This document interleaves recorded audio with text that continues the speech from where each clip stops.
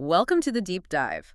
We're jumping into a question that seems just so simple on the surface, but it really unlocks some of the most beautiful and, well, precise geometry in our solar system. We're talking about eclipses. hmm And if you just stop and think about it for a minute, you realize we have this kind of paradox right in front of us. The moon orbits the Earth.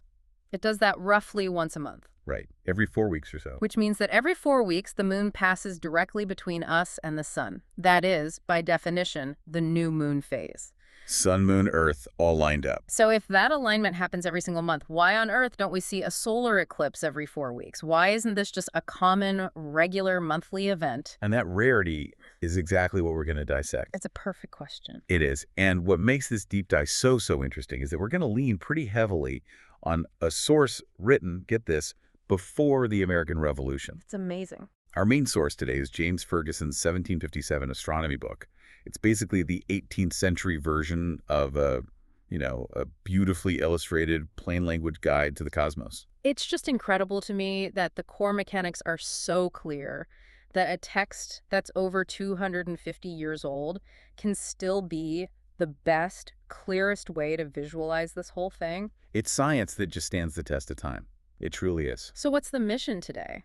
The mission is to use that historical clarity, backed up with everything we know now, to show you the precise celestial requirements that have to be met to turn that potential monthly alignment into the awe-inspiring and really rare total eclipse we sometimes get to see, We're tracing the path of a shadow. and figuring out why it also always misses. Okay, so let's start with the absolute fundamentals. Before we get into the orbital mechanics, we just need to understand the basic physics of a shadow in space. Yeah, let's do that. What does Ferguson tell us about that? Well, Ferguson starts with a concept that's really easy to grasp.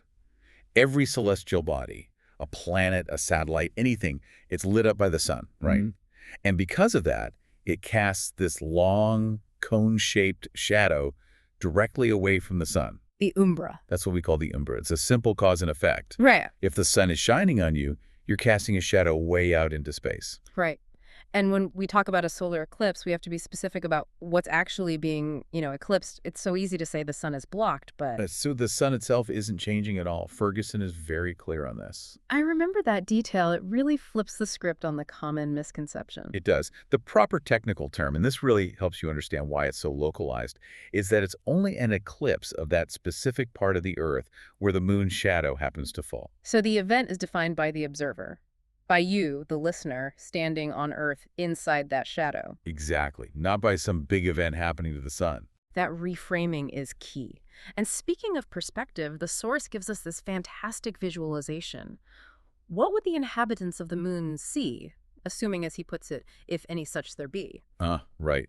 Well, if you were on the near side of the moon, you wouldn't see a darkened sun. You'd be looking at the Earth, and you would literally watch the moon's vast shadow sweep across the surface like a giant, dark racing stain. And it moves so fast. The source says it travels roughly twice as fast as the Earth rotates at the equator, moving in the same direction. It's racing across continents at thousands of miles an hour. And that speed, it just confirms how fleeting the whole event is. The shadow cone is actually pretty narrow, astronomically speaking. Okay.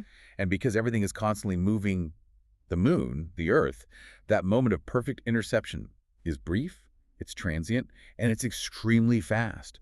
But again, for that shadow to even hit us at all requires that perfect alignment. Which brings us right back to the central paradox. If the new moon is monthly, why is the alignment so rare? Let's build a hypothetical. Okay, let's do it. If we lived in a perfectly flat two-dimensional solar system, we'd be running for our eclipse classes every month. That's the if-only scenario, exactly. If the moon's orbit were coincident, so perfectly flat with the plane of the ecliptic, then the moon's shadow would fall on the Earth at every single new moon. Okay, hold on. Let's define that term, the plane of the ecliptic. It sounds technical, but what is it, really? Just think of the ecliptic as a huge, invisible, flat tabletop. The Earth travels along the surface of that table on its year-long journey around the sun. Okay, I can picture that. And because the sun is at the center, the ecliptic is also the apparent path the sun takes across our sky through the year. It's like the fundamental reference plane for our whole solar system. Got it. So the Earth lives on this ecliptic plane, and for that perfect alignment, the moon would also need to live on that exact same table. Precisely. But here it is. Here's the critical complication, the geometric avoidance mechanism built right into our system. The moon's orbit is not flat relative to the ecliptic. It's tilted. It's tilted by a surprisingly small but critically important angle, just 5 degrees. 5 degrees, that doesn't sound like much at all. I mean, on Earth, if something is 5 degrees off, you might barely even notice it. You wouldn't. But when you're dealing with the vast empty space between the Earth and the moon, that tiny difference translates into a huge miss. Right. Thousands and thousands of miles. Exactly. Remember, the shadow cone is narrow. If the moon is 5 degrees too high in its orbit, its shadow, that slender cone, just passes harmlessly above the Earth into space. If it's 5 degrees too low, It passes right underneath that. completely misses. It's like throwing a dart at a tiny bullseye from a mile away. If your arm is off by just a millimeter at the start, you don't just miss the bullseye, you miss the entire wall when the dart gets there. That is a perfect analogy. Now, because the orbit is tilted, it means the moon's orbital path only crosses that flat tabletop, the ecliptic, in 2 places. And Ferguson defines these 2 opposite points of intersection as the moon's nodes. So the nodes are the 2 magic spots in the moon's entire 360-degree journey, where it's, for a moment, perfectly level with the Earth's plane. They're the cosmic crossroads. They're the only points where an alignment can physically happen. Because if the moon is far away from those nodes, that 5-degree tilt guarantees the shadow misses us. Guaranteed. So for any eclipse to happen, solar or lunar, the moon must be near one of its nodes. Okay, so let's clarify how the node dictates what kind of eclipse we see. Because you need 3 things in a line: sun, earth, and moon. Right. So if the alignment happens when the moon is at a node, and it's the new moon phase, meaning the moon is between the Earth and the sun. We get a solar eclipse, the moon's shadow falls on us. Yep. And if the alignment happens at the full moon phase, when the Earth is between the sun and the moon, Then the Earth's shadow falls on the moon. and that's the geometry for a lunar eclipse. The node gives you the location. The phase tells you whose shadow falls on whom. This all just boils down to incredibly precise timing. So we've got the 5-degree tilt, we've got the 2 nodes, but how tight does that timing have to be? I mean, does the new moon have to hit the node exactly for us to see anything? No. Thankfully, there is a small window of tolerance. But this tolerance, this is the key number that really defines just how rare these things are. We're talking about the 17-degree rule. 17 degrees, that's the magic number. That's the definitive limit. The geometry dictates that if the moon is more than 17 degrees away from either node at the exact moment of the new moon, it's just too high or too low. And the shadow misses the Earth completely. It misses. So the new moon might only be, say, 18 degrees from the node and nothing. It's a non-event. The shadow is still cast, but it's cast into the void above or below us. So the window for a solar eclipse is 34 degrees total, 17 on one side of the node and 17 on the other. Exactly. If the new moon falls within that 34-degree arc, we get an eclipse somewhere on Earth. If it's outside that very narrow window, it's just another new moon. Wow. That puts the rarity in perspective right away. The moon's whole orbit is 360 degrees. We're talking about just 34 degrees of that. Less than a tenth of its entire path, where an eclipse is even possible. You've got it. The probability is already low, but now we have to factor in the second critical piece of timing, one that people often overlook. It's not just about where the moon is. It's where the sun is. It's where the sun is relative to those nodes. So you're saying the nodes themselves, they aren't static relative to the sun. That's right.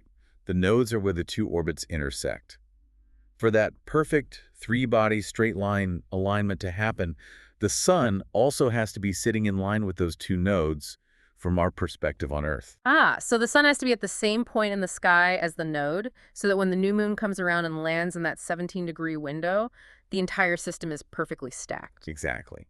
And how often does the sun align with those nodes? Not often, I'm guessing. Only twice a year. You can think of those 2 times as the eclipse seasons, the only windows of opportunity for any eclipse to happen. That is the double whammy of rarity, then. First, you need the moon to be in that tiny 34-degree angular window. Which is a small target. And second, that whole geometrical opportunity, the moment the sun even lines up with the nodes, only happens 2 times a year. Right. So if the new moon is in March, but the nodes don't line up with the sun until, say, May, that March new moon is just going to sail right on by, way too high or way too low. So we have to wait for a new moon that happens during that short window when the sun is positioned correctly. And that perfectly synthesizes Ferguson's conclusion, and it finally answers your core question. It's no wonder that we have so many new moons without eclipses. It makes complete sense. The 5-degree tilt makes sure the alignment has to be specific, and the timing has to be so precise, both for the moon and its orbit and the sun in its annual path, that most months the shadow just misses us entirely. It's a near miss every single month. And the beauty of that old text is that it lays it all out with pure, beautiful geometry. No satellites needed. It's just observation and math. So, as we wrap up this deep dive, the two things you should really carry forward with you are, first, that critical 5-degree tilt of the moon's orbit. And second, that resulting need for the moon to be inside that very narrow 17-degree window near a node for the shadow to actually reach us. Understanding those two things turns the experience of an eclipse from, magic into geometry. It really does. And now, for that final provocative thought to leave you with, let's go back to the opposite event, the lunar eclipse. All source was clear that if the alignment happens at full moon, the Earth's shadow falls on the moon. And we've established that the moon's shadow, the one that causes a solar eclipse, is tiny, and it moves incredibly fast. That's why the path of totality is so narrow, and it only lasts for a few minutes. Right. But the Earth is vastly larger than the moon. So when the Earth casts its shadow into space, that shadow cone is massive. It's huge. So we want you to consider the implications of that size difference. What does the sheer scale of the Earth's shadow, compared to the moon's tiny one, imply about the duration, the visibility, and the total length of a lunar eclipse versus a solar one? That geometric puzzle is the next thing we'd encourage you to explore.